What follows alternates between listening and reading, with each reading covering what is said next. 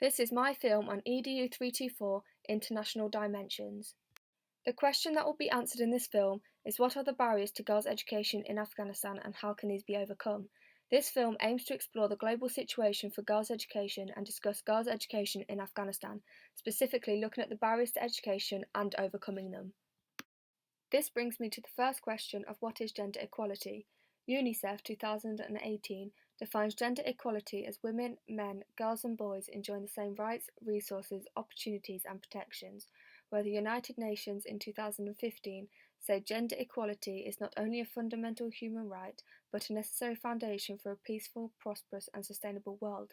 Despite this, many countries still hold discriminatory laws and views where women and girls continue to be discriminated against, underrepresented, and experience high amounts of gender-based violence. Article 26 of the United Declaration of Human Rights states that everyone has the right to education. Education shall be free, and elementary education shall be compulsory. Many countries struggle with providing education to all due to the lack of resources and gender, cultural, and societal norms. The Education for All initiative aimed to provide primary education for all children by 2015. Evidently, this target has been missed. Another initiative with the aim to provide quality education for all is the Sustainable Development Goals.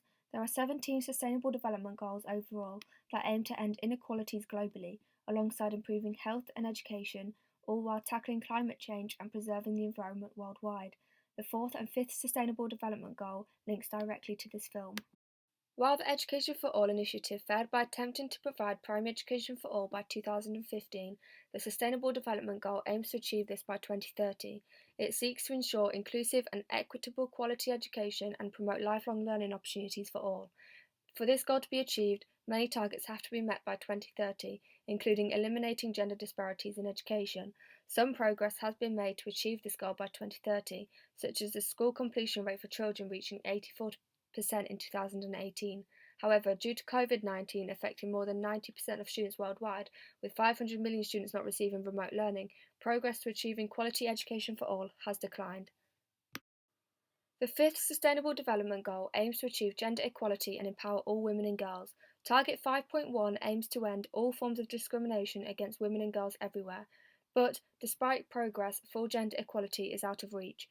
Again, because of COVID-19, there are added challenges with achieving gender equality, including the rise in violence against women and girls. In 2019, UNICEF highlighted that despite progress made in achieving quality education and gender equality, more will have to be done to achieve the Sustainable Development Goals by 2030.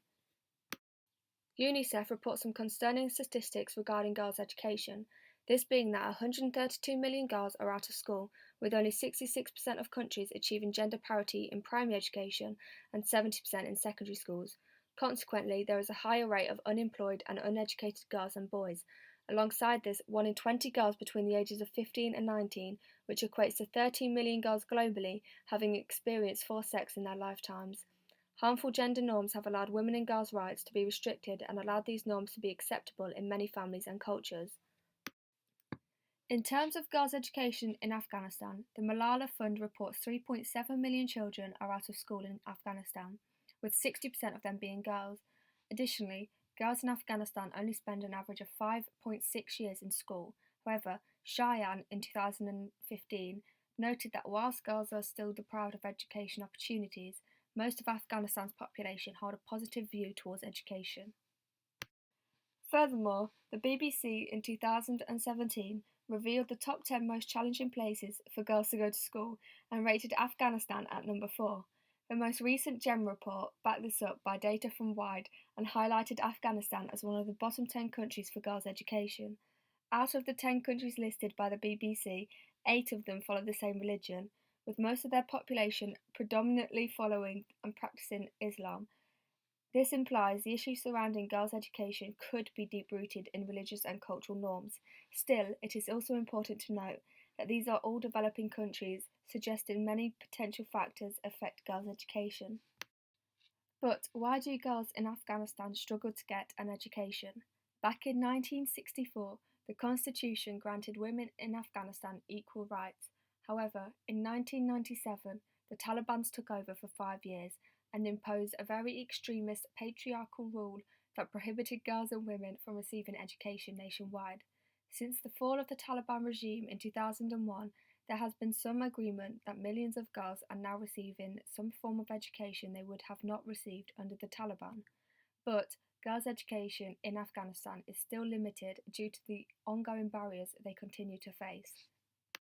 Barriers to girls' education include war and conflict, which has gone on since 2001 after the 9/11 terrorist attacks. Challenging walks to school, acid attacks, poverty, and the general vulnerability of women are also barriers. The main barriers that will be discussed in further detail are poor infrastructure, socio-cultural norms, and the lack of female teachers. Insufficient infrastructure affects girls' education and the quality of education they can receive. James, in 2020, pointed out that many classrooms in Afghanistan are made from tents and therefore struggle to provide adequate learning opportunities. Poor infrastructure tends to lead to a lack of sanitation facilities, which UNICEF suggests hinders girls' attendance because once a girl starts menstruating, sanitation facilities become a must. Furthermore, socio-cultural norms and traditional values undermine girls' education and force girls into an early marriage, where 17% of Afghanistan girls are married before their 50th birthday and 46 before their 18th. The Human Rights Watch imply that once girls are engaged or married, they are forced to drop out of school. In addition, traditional values such as men expecting women to have children and carry out domestic responsibilities can stop girls from getting an education. Lack of female teachers and low quality education is also a strong barrier to girls' education in Afghanistan. In 2017, Mashwani highlights that the reason there is a lack of female teachers, specifically in the suburbs, is due to social custom and tradition, which does not allow women to leave their homes. The Malala Fund also states that many families will not let men teach their daughters.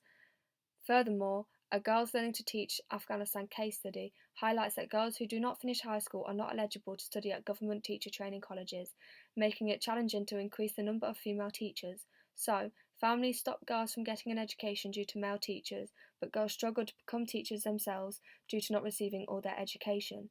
With only 16% of Afghanistan schools being girls only, most research agrees that while all barriers are important, the most significant barrier affecting girls' education is the lack of female teachers. But how can Afghanistan overcome these barriers? Afghanistan's government has relied on financial aid and support worldwide to help rebuild from the ongoing war and make progress in achieving the Sustainable Development Goals.